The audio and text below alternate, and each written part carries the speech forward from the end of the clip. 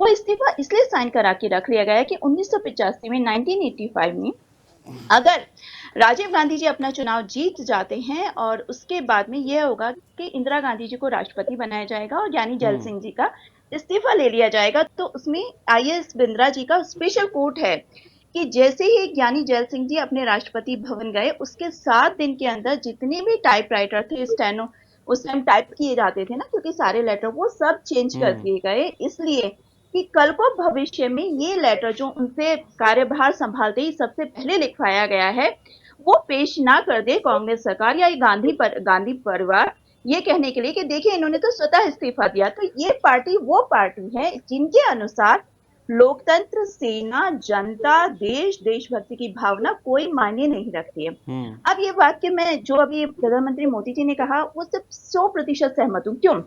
जिन गठबंधन का आज तक अभी सीट का बंटवारा तक नहीं हुआ, जो लगातार सीट के लिए वेट करते रहे, जब उनका घोषणा पत्र भी आया तब आया जब उनका जो तेजस्वी जी का नाम सीएम पद के लिए डिक्लेयर हो गया। तो हम्म। गांधी परिवार से कोई भी चीज निकलवाना, कोई भी चीज या पद हासिल करना, दो ही रास्ते होते हैं, या तो उनकी चाटुकारिता करिए, मतलब उनके कहते हैं ना कि हमारी पुरानी कहावत है कि चप्पल समेत पेट में घुस जाइए, इतनी चाटुकारिता करिए कि वो इतने खुश हो जाएं कि आपको वो पद देने के लिए रेडी हो जाएं, लेकिन टर्म कंडीशन भी उनकी अपनी होनी चाहिए। तो सीएम पद की जो उम्मीदवार बने तेजस्वी जी, इनके लिए भी इतना आसान नहीं था अपने सीएम पद की उम्मीदवारी घोषित कराना। उस घोषित हम्म। कराने के बाद ही नॉमिनेशन फाइल हुए, और आज तक का भी आपके पास में रिकॉर्ड है। अभी देखिएगा 24 घंटे बाद चुनाव प्रचार रुक जाएगा, पहले प्रथम की जो वोटिंग है वो शुरू हो जाएगी 6 नवंबर से, लेकिन अभी भी इनके सीटों के बंटवारे के लिए कोई फाइनल चीजें इनके दिमाग में नहीं है। ये सब हम्म। अपनी ठीक है। अवसरवादिता की राजनीति, अपनी राजनीति चमकाने के लिए चीजें ले रहे हैं, और मतलब सिर्फ एक है कि देश की जनता को लौटना, अपने अकाउंट बैलेंस भरना। ठीक है। नदीम जी, क्या वाकई में आप लोगों ने आपकी कनपट्टी पर कट्टा सटाया था आरजेडी वालों ने कि भैया सीएम पद हमको दे दीजिए? देखिए, जो चर्चा है, जो आपने सवाल किया था अभी, हम्म। तो बीजेपी की हमारी बहन ने उसके ऊपर तो कोई जवाब दिया नहीं, क्योंकि जवाब है भी नहीं। हम्म। हमारे यहाँ बिहार में कहावत है, हम्म। हसुआ के ब्याह में खुरपी के गीत।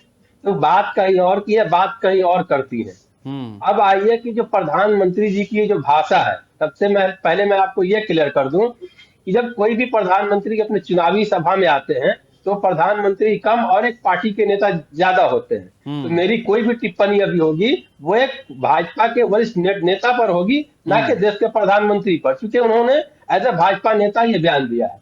अब देखिए, प्रधानमंत्री का जो भाषा है, वो टपोरी वाला भाषा हो गया है, हम्म। क्योंकि अब स्तर गिर गया है। ये स्तर हमारा भी नहीं था, लेकिन कहा जाता ना कि टिट फॉर टैट, तो थोड़ा सा करना पड़ता है। अब प्रधानमंत्री जी को इतनी बुरी लत लग गई है कि वो सबके घरों में झांकते हैं। पहले मनमोहन जी के बाथरूम में झांके, वो रेनकोट पहन के नहाते हैं। अब वो दूसरे के घर में झांकने की कनपट्टी पे किसने किसको कट्टा रख दिया। कट्टा और सट्टा इनकी पार्टी की का प्रचलन और चलन है, हम्म। क्योंकि ये लोग जो हैं, इनके पास ना कोई नीति है, ना कोई नियत है, ना कोई चाल है, ना चरित्र है। अब प्रधानमंत्री जी को ये भी पता है कि इस देश के दो बड़े उद्योगपति अडानी और अंबानी टेम्पू भर भर के पैसा भेजते हैं, तो हम्म। उनके पास तो सबका एक्सपीरियंस है, वो मास्टर ऑफ ऑल हैं। हम्म। लेकिन उनकी दिक्कत ये है कि आज 20 साल के बाद बिहार की जनता को बताने के लिए उनके पास कोई उपलब्धि नहीं है, कोई डेवलपमेंट का मॉडल नहीं है, कोई उदाहरण नहीं है कि उन्होंने बिहार के लिए और इवन देश के लिए कोई काम किया हो।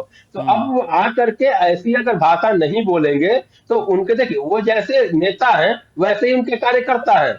तो टपोरी का फॉलो टपोरी ही होता है, तो टपोरी लोग को ये अच्छा लगता है। अब ये बताइए, अगर थोड़ा सा इसको लीगल वे में अगर हम बात करें, तो अगर आपने देखा कि एक आदमी किसी दूसरे आदमी के कनपट्टी के ऊपर कट्टा रख करके कोई बात का बुलवा रहा है, आप क्यों नहीं थाना गए?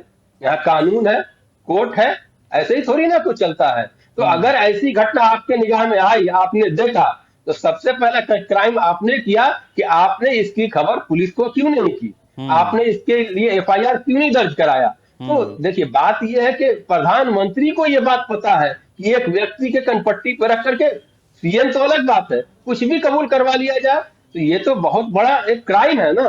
तो अगर हम किसी को देखते हैं या कोई भी एक साधारण